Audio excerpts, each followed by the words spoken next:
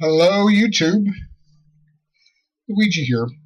Tonight we're going to do episode 5 in Tales of a Country Architect. I think I'm going to call this episode Striving for Perfection. And I have to say this to one of my viewers, Susan. I know I promised you an episode with some more Frank Kennett anecdotes, and this is not it. I promise we'll get to it. I'll let you know. Striving for perfection. You know, when I dropped out of school to be a sculptor, and I moved to Cambridge, one of the first jobs I got in Boston was that of a drywaller. I was working on a drywall crew for a project manager who was an Italian architect who was taking these beautiful apartments in Back Bay that were an entire floor of these 3-story buildings and turning them into 4, carving them up, butchering them into 4 little studio apartments. Oh, this was dreadful. You know, but it was a job, and I did it, and I knew it was prostitution the day I got on the job. Anyway, I'm not a drywaller. I hadn't been, but I knew how to read a ruler. I didn't even have a tape measure. I was using a Stanley folding ruler because that's what I learned from my father. And I was the only one on the crew who didn't have a tape measure, and I quickly learned that I better get a tape measure. And I did. I was hanging drywall for a foreman, the head of the drywall crew, who was more interested in speed than accuracy, more interested in how fast can you puke up a sheet of drywall rather than how well does it fit. He used to always say, don't worry about it, the tapers will take care of it. Don't worry about it, the tapers will take care of it. And he was a real pig. And don't misunderstand me. I am not saying drywallers are pig. I'm saying this guy was a pig. Because I've known some excellent drywallers, and we're going to talk about one by name later in this very video. So this is not a good internship to learn how to be a good drywaller because the foreman himself didn't care. Okay, where am I going with that? Years later, when I became an architect and I did this house, we call it the Japanese house. It's been published 6 times. It's one of my more widely known structures here on River Road in North Conway. It had a 2-story space, great room, that sloped down with skylights and windows and with this Japanese mountain pattern, and we used where appropriate, we used sandblasted glass and a mutton pattern to emulate soji screens. These windows were made by Marvin, and they were really, really beautiful. Anyway, this job meant so much to me. It was like a shrine. It was like a chapel, and I would go there at night, about 6:30 when the whole crew was gone, and I knew I could get the place alone. And I would just use it as a place of meditation because it meant so much to me. And I get there one night, and a guy named Harlan Fallon, the best drywaller I've ever met in my entire life. He's way up on a ladder, way up in a light well, working at night. He's got lights on. I said, Harlan, what are you doing up there? He says, oh, I got a sheet in this light well. It just isn't hanging right. I said, why don't you go home? It's late. Please get some rest. He goes, no, it's just, I got to fix this. It's just not hanging right. I said, Harlan, who the hell's going to see it way up there? Just tack him in and go home. He says, no, that's not the point. I will know it's less than perfect.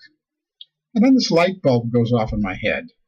That, what are you trying to do to this guy, Luigi? Here he's up there on this ladder, working late, trying to give you the very best job he can give you. He gave us his heart and soul in this job. And here I am trying to tell him to go home and don't worry about it. No one's going to see it. So that was a real object lesson for me. It's like, stay the hell out of his way. He just wants to do the best work he can do. And who am I to get in his way? Well, as it turned out, this client had an interior designer, a fancy one from Boston. And in this big, tall space, he had specified a sand finish paint. He wanted a texture on the paint because he didn't believe drywall that tall with these funny angled walls, not 90-degree walls coming together. He didn't believe drywall could be that good. And when the job was all done, he sat there in his living room, which he had furnished. And he said, if I knew you had a drywall this good, I would never have specified the textured paint. That was probably the highest compliment Harlan Fallon could have gotten. Everyone knew this was a superior drywall job because one man was driven by his own high standards, striving for perfection, we're talking about. Now let's go to some other job. This is a house in Jackson on Presidential Ridge. I get a call from the job. They're setting steel that day, columns, so they can pour concrete that afternoon. So the steel's going in first, the columns. Now the columns have base plates, 3/4 base. The base plates sit on 1/4 setting plates.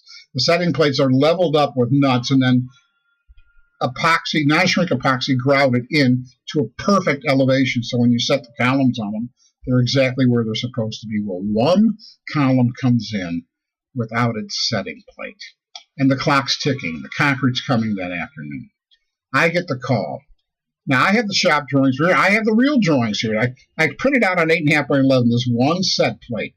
It's only, I don't know, let's say 10 by 10, 1/4 inch thick. It's got 4 holes in it. So I jumped in the car. No, I didn't jump in the car. Yeah, I jumped in the car and I went to the ATM, went to the bank, and I got a $100 bill. Shoved it in my pocket because I learned from my father that how to grease the wheels and get things done when you need things in a hurry. People will take care of those who take care of them. And I'm on my way to Roland Bishop, the welder who lived just 100 yards from me. Excellent welder. He did all the other welding in the Japanese house, by the way. And boy, did he give me a bang-up job. A beautiful, beautiful tradesman. I'm happy to say I've known excellent craftsmen here in New England. And this old saying about Yankee craftsmanship, it's a real thing. I'm halfway to Roland Bishop's house, and this light bulb goes off in my head. I said, don't go to Roland, turn around and go to the VOTEC department at the high school, which was 2 blocks in the other direction, because I had a relationship with Mark Fenton.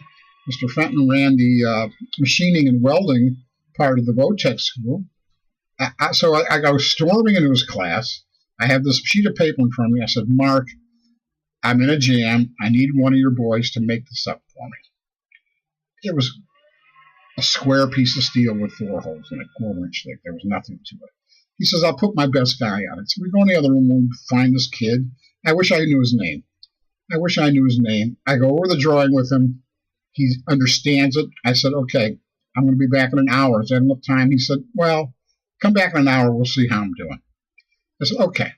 So I go back into the other room and where Mr. Fenton is, and I, very discreetly, I said, listen, you're really helping me out here. I want you to accept this, and I'll get reimbursed by the client. Don't worry about it. He goes, I can't take that. He says, if you want to do this, go upstairs to the VOTEC office and tell them you want to make a donation to the VOTEC department. Of course. Here's an honest man. God bless him, Mr. Fenton. God bless you. And I wasn't trying to tempt him off of his, there's a word for this, rectitude. I wasn't trying to move him off his moral rectitude. I said, that's exactly what I'm going to do. I went upstairs, found the VOTEC office, and I told them I wished to make a donation, and they accepted it gladly. So I'm hanging around for an hour, and I come back in about an hour, and I go down there, and I find the kid, and I said, how you doing? He says, well, I got it bored, and I have it rough cut with a torch.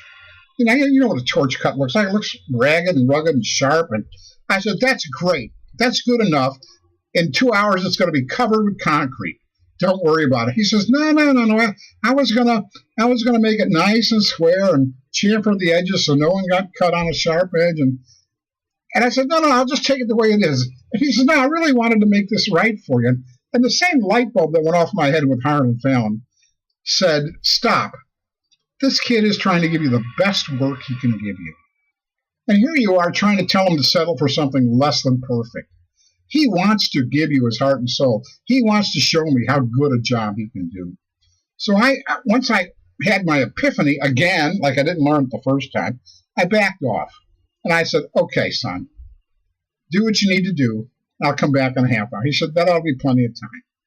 Well, I came back in a half hour, and that thing, he was so proud of that, and I was so proud of him, of this high school kid. I was so proud of him, and it was a beautiful job. You could have eaten off it. It was so great. The lesson here is, well, actually, I'm going to back up my lesson with a quotation from Irving Stone.